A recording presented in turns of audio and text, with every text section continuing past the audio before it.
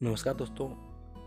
यदि आपकी किसी भी बैंक में एफडी या सेविंग अकाउंट या करेंट अकाउंट है, चाहे वो भले ही वो कोई प्राइवेट बैंक हो या सरकारी बैंक हो या फिर कोई कोऑपरेटिव या फिर ग्रामीण बैंक हो, रूरल बैंक हो, तो आपके मन में कई बार सवाल आता होगा कि आपकी जो एफडी या सेविंग अकाउंट में जो बैलेंस है वो क्या सेफ़ है, सुरक्षित है। मान लीजिए किसी भी रीजन से कोई कोऑपरेटिव बैंक होता है, उसका लाइसेंस रद्द हो जाता है, आरबीआई द्वारा कर दिया जाता है, या फिर कोई बैंक दिवालिया हो जाता है, उसका लिक्विडेशन होता है, तो आपका पैसा कितना सुरक्षित है, ऐसा कोई मन में सवाल आता होगा। तो इसी के रिगार्डिंग इस वीडियो में चर्चा करने वाले हैं। इस वीडियो को पूरा एंड तक देखिए, आपके सारे डाउट इसमें क्लियर हो जाएंगे। और इसमें मैं जो रेफरेंस लूँगा वो गवर्नमेंट की ऑफिशियल साइट का ही रेफरेंस लूँगा, ऐसे नहीं कि कोई न्यूज़पेपर या किसी और कोई ब्लॉग की सहायता नहीं ले रहा हूँ। ऑफिशियल साइट है, उसी के थ्रू मैं आपको बताऊँगा। तो दोस्तों एक साइट है www.dicgc.org.in। दोस्तों deposit insurance and credit guarantee corporation होता है इसका मतलब, DICGC का। और ये रजिस्टर्ड कॉरपोरेशन है, भारतीय रिजर्व बैंक के कम्प्लीटली जो है सब्सिडरी संस्था ही है, ऑफिशियल।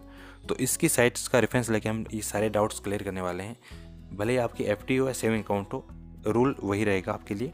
तो दोस्तों इसमें जब इसको ओपन करते हैं और यहाँ पे जैसे FAQs इसमें दे रखे हैं, सबसे पहली बात यह आती है कि कौन कौन से बैंक इसमें इंश्योर्ड हैं, क्योंकि ये सवाल भी कई बार मन में आता होगा कि मान लीजिए आपकी एफडी किसी प्राइवेट बैंक में है और आपको पता है प्राइवेट बैंक थोड़ा ब्याज जो है नॉर्मली सरकारी बैंकों के बजाय थोड़ा ज़्यादा ब्याज देते हैं, तो उसका क्या रीज़न है। और कई बार मन में आता होगा कि क्या वो पैसा सेफ़ है, कहीं ऐसा तो नहीं सरकारी बैंक में पैसा सेफ़ हो।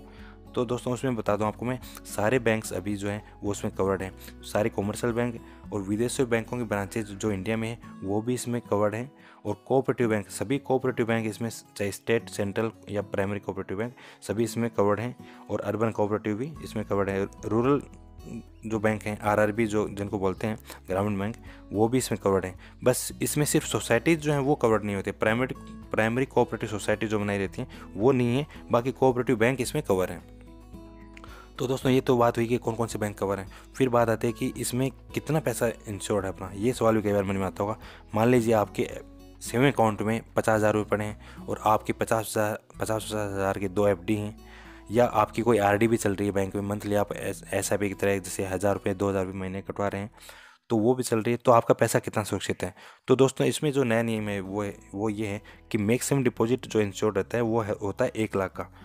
पर डिपॉजिटर 1 लाख रुपए का इंश्योरेंस होता है इसमें, के हिसाब से, वो बैंक के हिसाब से होता है, ना कि ओवरऑल। तो जैसे आपकी मान लीजिए कोई SBI का उदाहरण लेते हैं। SBI में मान लो आपकी FD है 50,000 रुपये की और 50,000 रुपये आपके सेविंग अकाउंट में पड़े हैं, तो 1 लाख रुपये हैं। इससे ऊपर यदि बैलेंस हो तो वो कवर नहीं रहेगा। अधिकतम जो कवर होगा वो 1 लाख रुपये का होगा। लेकिन ध्यान देने वाली बात यह है कि SBI की ही दूसरी ब्रांच में आपका यदि कोई अकाउंट है या FD है, तो उन सभी को मिलाकर जो अमाउंट होगा उसमें भी अधिकतम 1 लाख रुपए का ही पैसा आपका इंश्योर रहेगा। इसीलिए देखने में आता है अक्सर कि कई बार लोग FD करवाते हैं अलग अलग बैंकों में, ना कि अलग अलग ब्रांचों में तो चाहे एक ब्रांच में हो, जैसे SBI की मान लो एक दिल्ली की ब्रांच है, एक नोएडा की, गुड़गांव की, आप तीनों ब्रांचों में अलग अलग खाते खुलवाते हैं और FD करवाते हैं, सेविंग अकाउंट है, तो उसमें कोई फ़ायदा नहीं है। क्योंकि जब ऐसा कुछ इश्यू आता है तो वो कवर 1 लाख रुपए तक ही होगा। इसलिए कई बार ये भी करते हैं कि एक मान ली FD करवा दी बैंक ऑफ बड़ौदा में, एक PNB में करवा दी, एक SBI में करवा दी, अलग अलग। तो इसमें क्लियरली बताया गया है कि जब आपकी अलग अलग जो होती है FD वगैरह या इंश्योर होता है, तो आपको सेपरेटली सभी में इंश्योरेंस 1-1 लाख तक का मिलेगा। वो बैंक वाइज होता है, ना कि ब्रांच वाइज। तो ये डाउट इसमें क्लियर हो गया। अब अधिकतम सीलिंग अमाउंट की बात करें तो वो 1 लाख ही है। टोटल उन सभी का हो जाएगा, क्योंकि नॉर्मली आजकल आधार कार्ड या पैन कार्ड से सारे खाते आपके अटैच रहते हैं। आपको पता है इस चीज़ का कि आपका भले ही वो FD हो या RD हो या करेंट अकाउंट हो या सेविंग अकाउंट हो, सभी में आधार या पैन की वजह से लिंक होते हैं और वो एग्रीगेट अमाउंट जो होता है वो कोलेब होता है। CIF ID में कुछ बैंकों में बोलते हैं या कुछ बैंकों में कस्टमर ID बोलते हैं, तो वो यूनिक होती है। उसी के ऊपर अलग अलग अकाउंट जो है इश्यू होते हैं। तो वो जब यूनिक होती है तो उसके हिसाब से एग्रीगेट अमाउंट बनता है और उसमें अधिकतम आपको 1 लाख रुपये तक का पैसा आपका इंश्योर रहता है। फिर बात आती है कि वेरी जनरल रूल ये भी होता है, जो 6 नंबर क्वेश्चन है इसमें, यह है कि प्रिंसिपल, मान लीजिए आपकी FD है, आपने 1 लाख की FD करवाई 5 साल के लिए, तो उसका जो आपको वो इंटरेस्ट पे होता रहता है, तो वो प्रिंसिपल तो आपका 1 लाख है, उसमें फिर ब्याज है। तो उसमें भी एक चीज़ है कि वो भले ही ब्याज और अलग अलग बनता हो, लेकिन अधिकतम जो कवर है वो 1 लाख रुपए तक का होता है।